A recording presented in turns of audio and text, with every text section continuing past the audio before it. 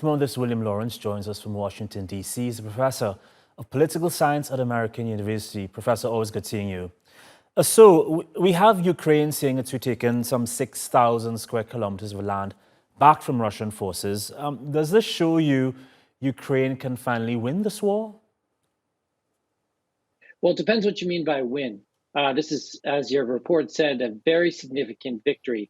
I think the taking of the territory is more of a moral victory than a territorial victory, in the sense that, 50 miles by 50 miles is the amount of territory they've taken. I mean, it's not that much territory. What's more significant in my mind is they've broken through all the way to the Russian border. They've taken key towns that the Russians fought weeks to take, and they took it in hours. And so the extent of the moral victory and showing the weakness of the Russian forces is really quite a game changer here. I think the big question now is, will the Ukrainians overshoot and do things that then reinvigorize the Russians back against them and prolong this war?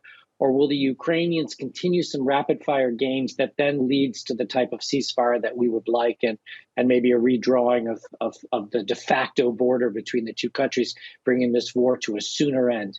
But this is a victory for the Ukrainian people, a victory for the intelligence cooperation, a victory for all the arms that was provided, and a stunning defeat for the Russians. But again, they're not out of this war yet. There's a lot more that can happen, and I think right now, you want the Ukrainians to win from a geopolitical point of view, but if they win too much, for example, if they're starting to push into Russian territory, or if the Russians resort to nuclear weapons, or any of the other fears that we have, then this could get worse before it gets better. Russia says it's not fleeing Ukrainian villages and towns, as Kiev claims, but instead that Kremlin forces are just regrouping.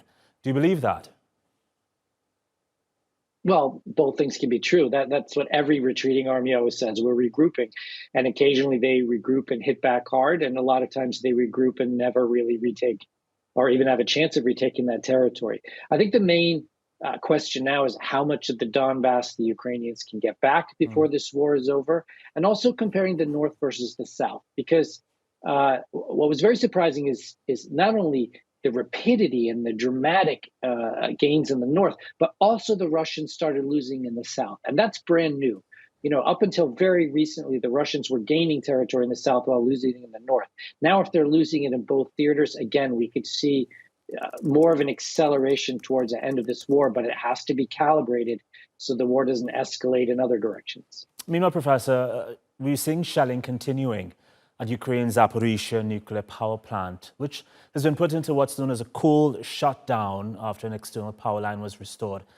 Does it seem dangerous to you, this constant shutting down and power restorations? Well, shutting down is always good as long as you have the way to cool, right, and to take care of the other dangers when you shut down. Because turning on and shutting off, you said, has its own dangers.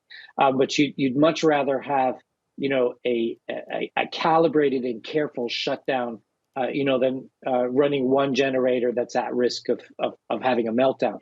They've only been running one or two of the 6 reactors over the last 6 months. And even though this is the largest reactor in Europe, what we're talking about, if there is a meltdown, is devastating local effects, but probably not devastating regional or global effects. And I think the other question, and related to what your report on the blackout, is how is Eastern Ukraine going to be getting power, if not from this plant, from where? And that's a very careful decision that the Ukrainians are going to have to take. I'm glad that the Russians let the UN inspectors in. I'm glad that the Russians are allowing wheat exports. But, so far so bad in terms of Russia's ability to effectively manage any of the territories they've taken over, including these nuclear facilities. And so the sooner those facilities are handed back over to Ukrainians, the better. Professor, your analysis is invaluable. Appreciate it as always. Thank you.